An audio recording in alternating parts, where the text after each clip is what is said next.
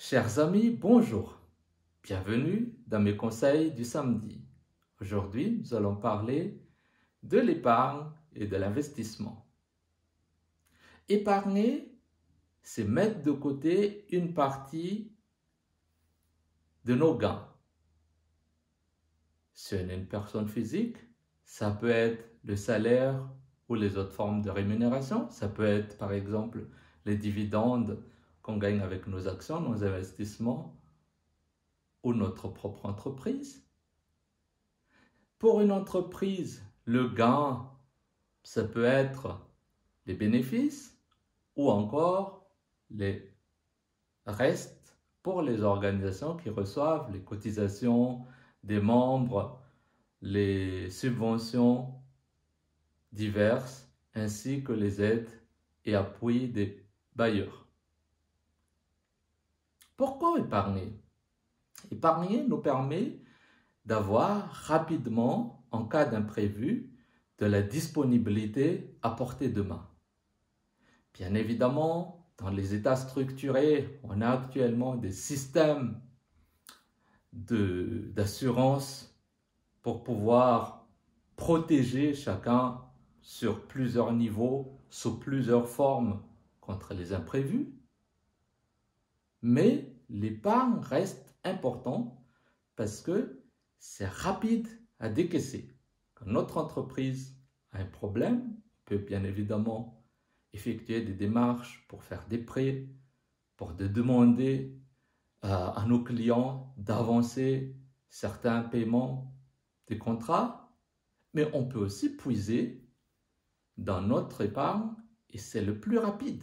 On prend la décision nous-mêmes et c'est pour ça que j'invite les chefs d'entreprise à toujours mettre de côté une épargne pour l'investissement de votre entreprise.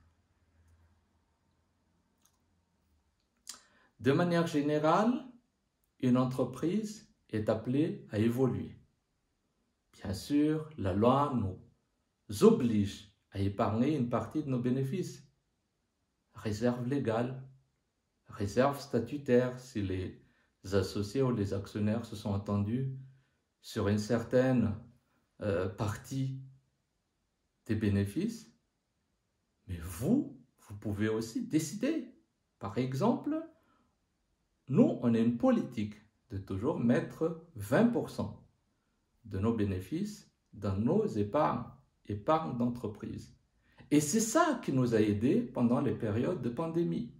Imaginez si on n'avait pas cette politique, si on n'avait rien, on avait du mal pendant les fermetures à investir rapidement sur des outils pour que nos collaborateurs puissent continuer à travailler depuis leur maison, le fameux home office ou télétravail, payer les salaires, parce que pendant toutes ces périodes, toutes les charges devaient être payées rapidement, alors que les clients, avec l'imprévu qui est venu, se sont désorganisés et n'arrivaient pas, malgré leur bonne volonté, à payer les abonnements autant.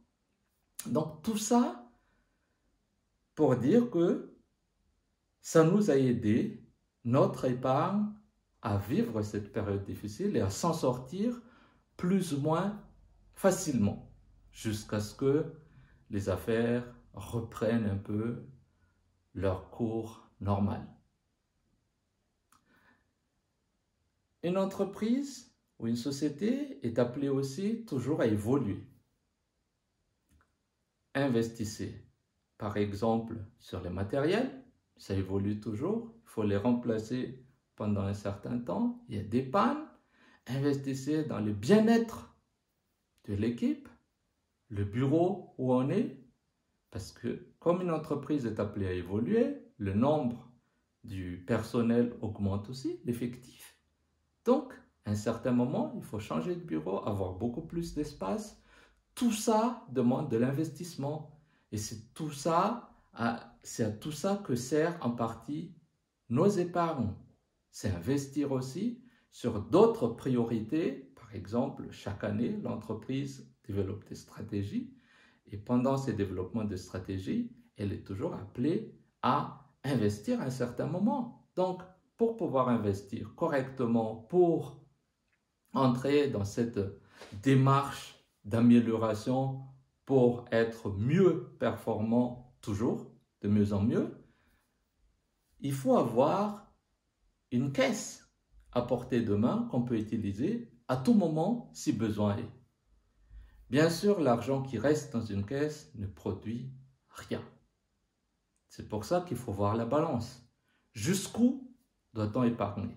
Je parlais de notre cas, je parlais de 20%, mais pour vous, ça peut être peut-être au même niveau que les autres réserves, ça peut être à 5%, ça peut être à 10%, ça dépend de vos secteurs d'activité.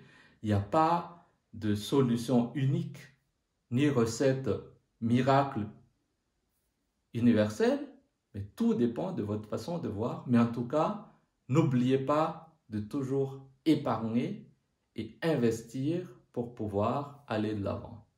Donc voilà, on se dit à la semaine prochaine. Merci pour votre appui et à bientôt. Ciao.